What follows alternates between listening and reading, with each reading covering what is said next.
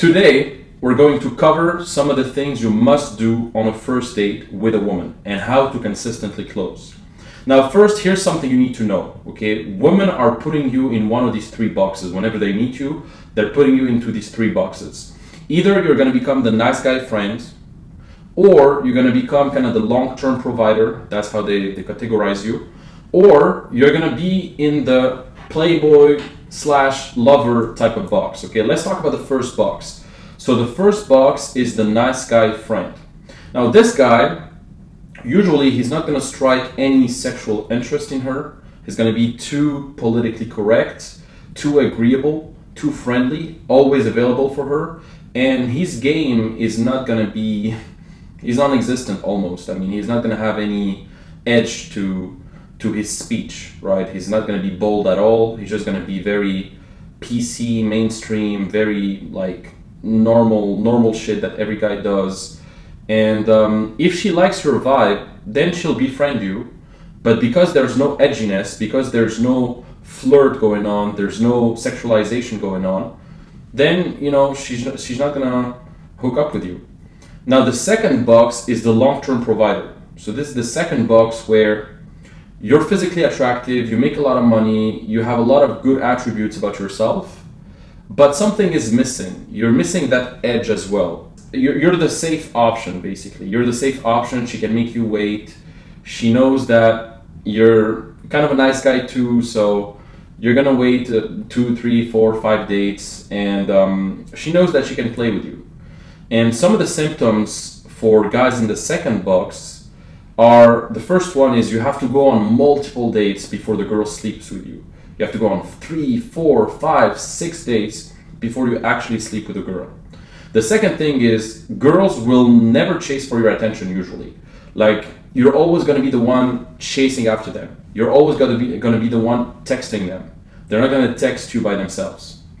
The third thing is you don't know how to escalate quickly, and so during the date you get a bit anxious when it comes to whenever there's tension, you try to diffuse the tension, and you're not able to hold the tension the proper way and escalate, and you don't close the deal very often, right? And you feel like everything is, you kind of rely on luck basically, and so that's not good. Now the third box is the box of the playboy, the lover, and this is really the one you want to be in. This is the box you want to be in, okay?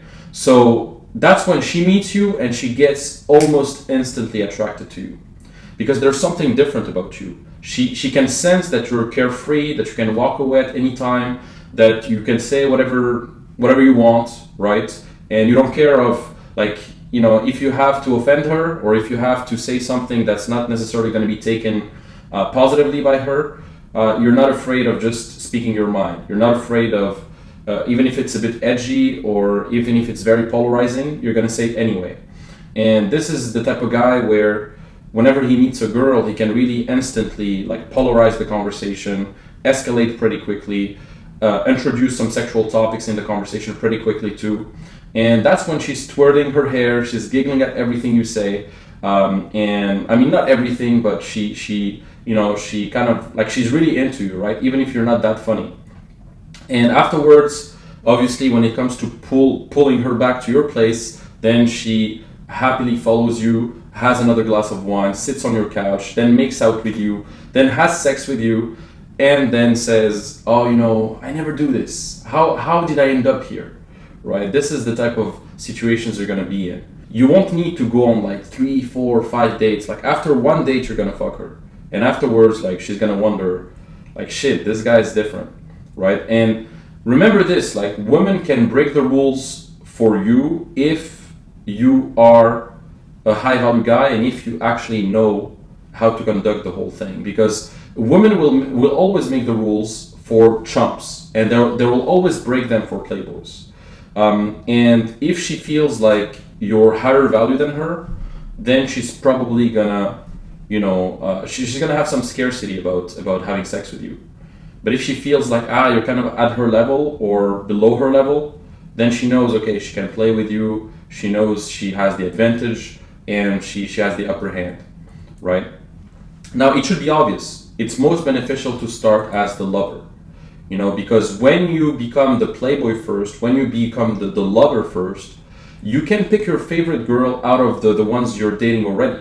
Like right now, I'm dating 2, 3, 5 girls, and I mean, I don't see them every week. I see maybe one girl every 2, 3 weeks or something. Some I see every week, maybe sometimes. But out of all these girls, I know that I can pick at least 3 of those that I'm seeing already and make them my girlfriend if I want to, right? But it's better to start with sex first and then relationship second, not relationship first and then sex second. Okay, so it's not the other way around. You have to, before you become a long-term customer of a product, it's better to taste what the product is like first, right? It's better to taste the product first and see what it's like later, for long term. So it's kind of the same thing here. Like, have sex first, become the lover first, be the playboy first, and then if you want to commit to a long term thing, fine. But at least you started the right way, on the right foot, right? So that's one thing.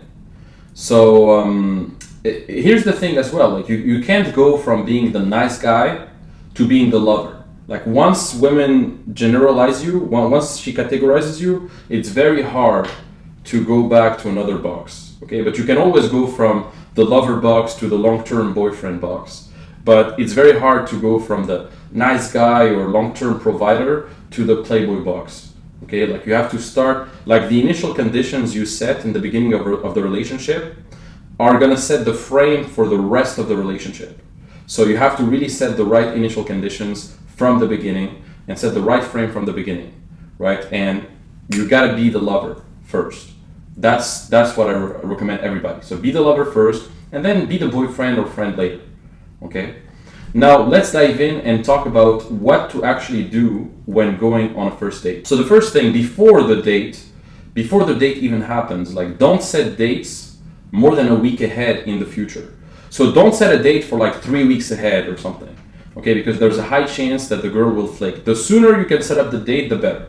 So usually if I'm texting girls on a Monday or a Tuesday, I'm gonna try to set up a date for like Thursday or Friday or Saturday, right? The same week, right? Because leads are usually going cold in about a week's time.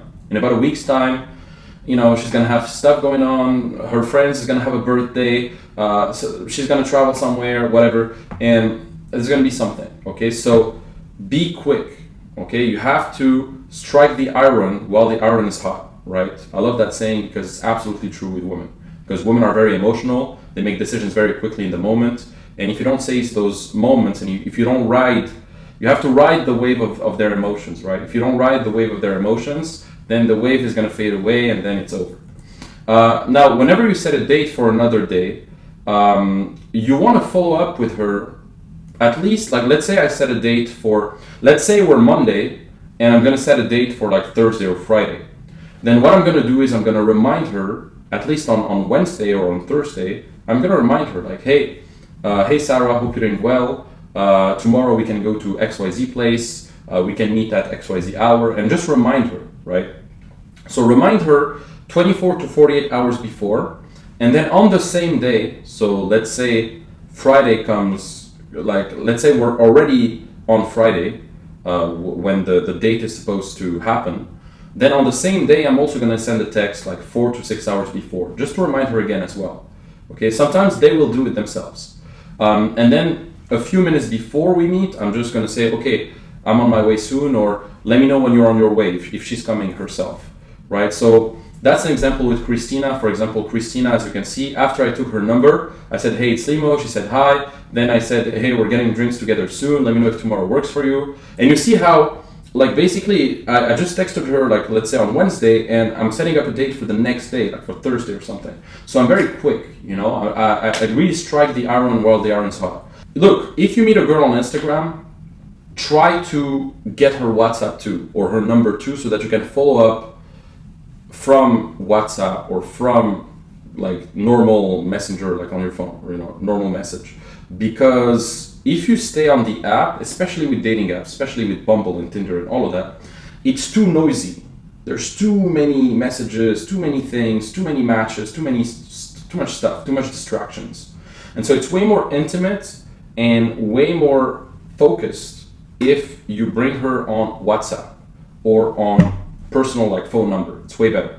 So after I take her number, I always try to follow up on WhatsApp, and I always, remind her a few days before, and then the day before, the same day. Like just be conscious of that. Like just make sure you remind her, because girls can be flaky sometimes, and you want to prevent that by reminding them. Now there's other strategies to prevent flakes, but this is one of them. Now, by the way, sometimes the date could even be at your place. If the girl is already into me, if I feel like she's already invested, if I feel like she's already down to fuck, she's already, going with all my jokes, she's like laughing all the time, she's like super high temperature, like she's super high energy, whatever, then I'm gonna propose to her to have wine, and then when she says where, I'm gonna just give her my address, right? So for example, this is with Magda, one of the girl I was dating. She says, hey, hi Limo, how about actually having that drink? So you see how she is the one getting back to me, right? She's the one kind of being more invested here. And so then I said, sure. And then she says, great, so tell me when you're free. And so then I said, end of the week, hopefully. And so then, we, when she said where, or when she said, okay, place, then I gave her my place. You see what I mean? And so sometimes, like, don't even bother going to a public place or spending like $40 in a public space. Just bring her to your place. And it's not just about the money. It's not even about the money. It's just like, it's much, much easier. It's going to facilitate the whole process. Because instead of doing a two-step conversion, instead of doing like, first the public's place, and then you have to pull her back to her place, and then whatever, so that's a two-step opt-in in the funnel.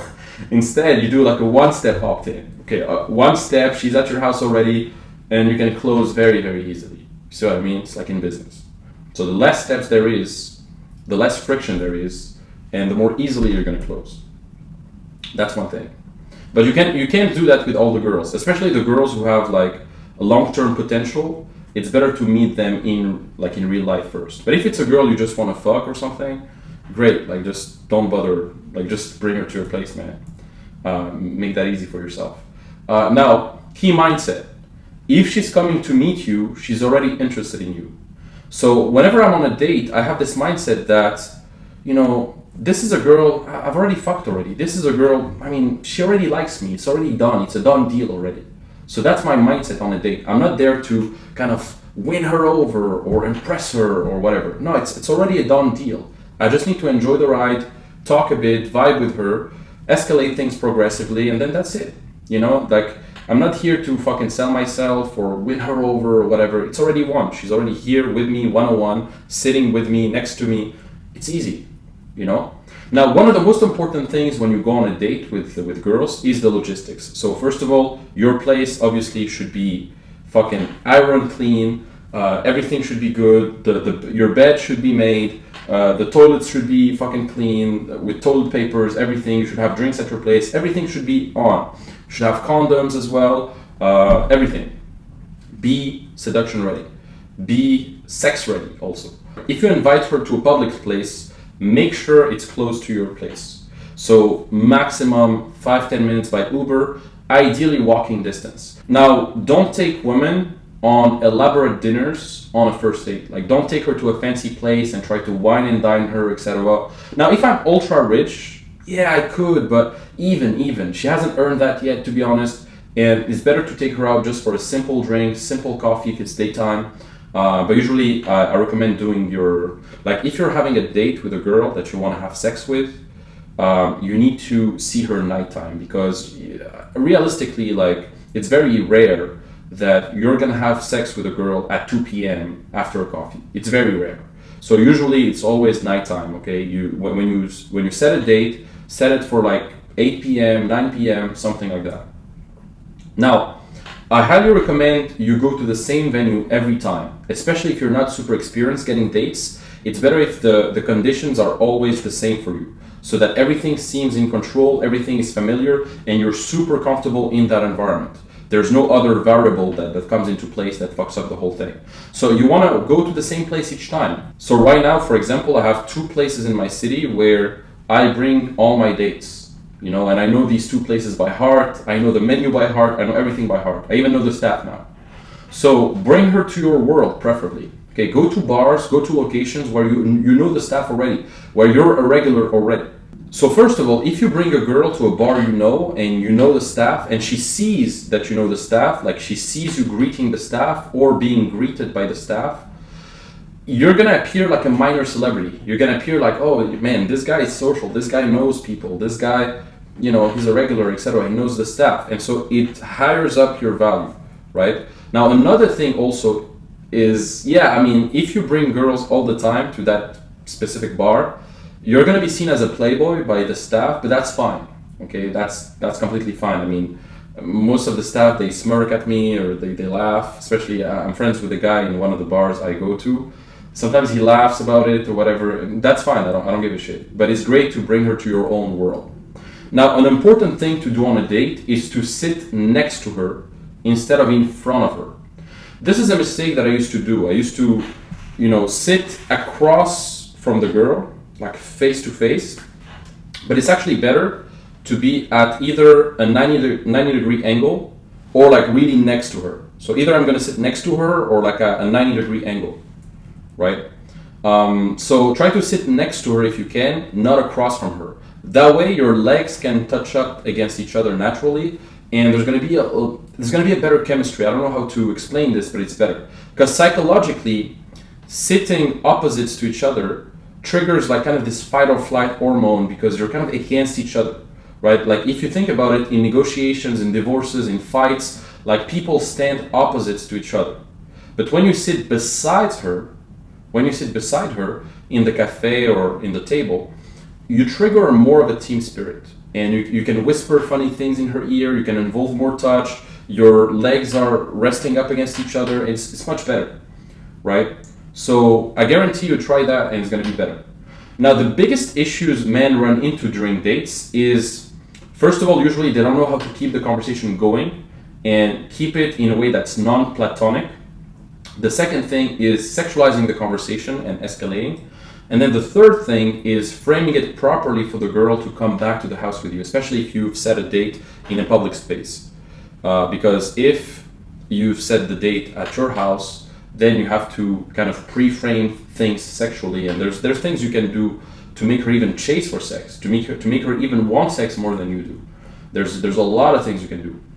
But when it comes to what to say during the date and how to conduct the whole date, honestly, I can't go too in depth here. It's all inside my Dating Accelerator program. We actually have a whole structure, a whole verbal structure that is going to allow you to build attraction, build investment, escalate properly, and it's going to be easy. But I'm just going to give you a few pointers here. So if you want to turn any interaction romantic or sexual, understand that everything starts with her mind, okay? You have to arouse her mentally first before you arouse her physically. Seduce her mind and then her body will follow. All arousal is psychological. And knowing how to touch her without touching her really touches her. I repeat, knowing how to touch her without touching her really touches her. And so men are turned on by what they see, women are turned on by what they hear. Men are turned on visually and women are turned on mentally. So you have to start gradually talking about topics relating to sex, to relationships, to stuff that's more intimate, right? You have to turn her on mentally.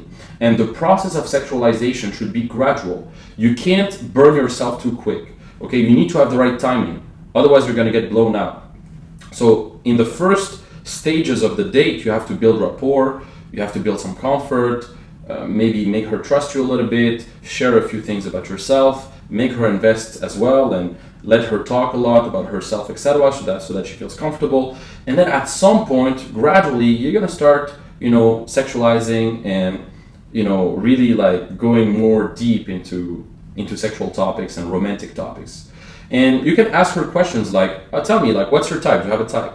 I bet you like dominant guys. Or I'm curious, like, have you ever traveled with your boyfriend? If she says yes, you can say, oh, nice, okay, that's great. And so I'm curious, like, okay, this is like a tricky question, but like, what's the craziest place you had sex in? Like, have you ever had sex outdoors? And you can just play with it, you start with something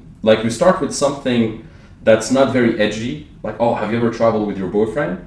And then you can take it to like, oh, okay, so what's the craziest place you had sex in? Or have you ever had sex outdoors? You see how it's a bit more edgy, right? You can ask her questions like, oh, how adventurous are you on a scale of 1 to 10? Or I'm curious, like, have you ever tried like some BDSM stuff? And if you guys don't know what BDSM is, it's basically like bondage and kinky sex, basically, with like handcuffs and like, those type of things, right? But there's a lot of things you can talk about, right? I'm not going to go too deep into the questions. I mean, I cover this in depth inside my Dating Accelerator program, but you have to gradually start talking about more sexual topics. I gave you some ideas here already. So I can't reveal more in this video. I don't want to make this video too long, but subscribe, obviously, if you like the video. Like this video, comment on the video. If you want me to talk about some other topics, drop them in the comments, and I'm going to make other videos soon. Now, if you don't know yet, if you don't know me yet, I mean, go check out my Instagram at Limo Oueslati. But for the past 8 years, I've been helping men from over 39 countries to skyrocket their dating lives. I've been helping guys from any background, any ethnicity, any age, especially entrepreneurs. And the results speak for themselves. We have more than 500 testimonials on our website. Every week I receive new testimonials. Every day I share those testimonials on my Instagram, on my stories. Guys who went from literally 0 dates or spending all their evenings alone, like not getting any dates for months on end, to getting like 2-3 dates a week. Or guys just finding their dream girlfriend after a few weeks. Right, and we do this through the Dating Accelerator mentoring. This is my main program that I have. It's an 8 weeks program, but after the 8 weeks, you also have lifetime access to everything. And we also have a community. We have a mastermind group within the program. And inside the program, every week we tackle specific systems, specific practices that are going to help you get there. And so this is really the best program if you want to win in this area, if you want to have all the right systems and really crush it from there. So if you're interested, if you're serious about your success, book a call below. There's probably going to be a link below. If you're listening on the podcast, there's going to be a link. And if you're listening on YouTube, there's going to be a link as well. And you can just book a call. That way we can discuss your situation, discuss your goals. And then based on that, I'll give you a game plan to crush it within the next few weeks. And look, this is a self-selection. I mean, the winners are going to choose to engage in the right practices and actually find a mentor and invest in themselves. Losers, they just stay by themselves. They don't seek any help. They're so cheap that they're looking to save every penny. They're always skeptical, and so they don't end up doing anything. They try doing things by themselves, but it clearly doesn't work, and they keep repeating the same mistakes. That's what losers do. But the winners, they actually invest in themselves. They seek for help, and they're just open-minded enough to try new things. Right? And they try those new things until they succeed, right? And so that's what winners do, and that's what I've done personally, and that's what all my clients and all the successful guys that I've seen do. If you're ready to bet on yourself, and if you're ready to get 2-3 dates a week consistently or find a dream girlfriend, book a call below, and I'll be happy to discuss with you and show you everything. So thanks for watching, and see you on the next video.